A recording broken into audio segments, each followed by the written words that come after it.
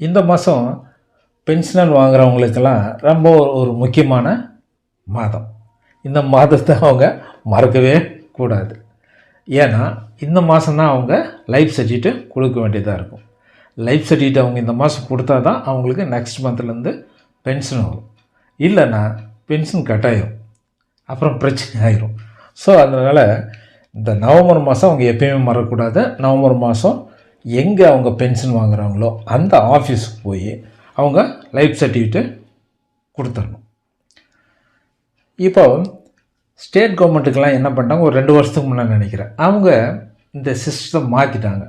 எப்படின்னா அவங்க எந்த மாதம் அவங்களுக்கு பிறந்த நாளோ, எந்த மாதத்தில் அவங்களுக்கு பிறந்த நாளோ வருது. சில சமயம் ஜனவரியில் பிறந்திருப்பாங்க, சிலவங்க பிப்ரவரியில் பிறந்திருப்பாங்க, சிலவங்க மார்ச்சில் பிறந்தவங்க. இது மாதிரி 12 மாதத்துல ஏதோ ஒரு மாதத்தில் அவங்க பிறந்த நாள் வரும் இல்லையா, அந்த மாதத்தில்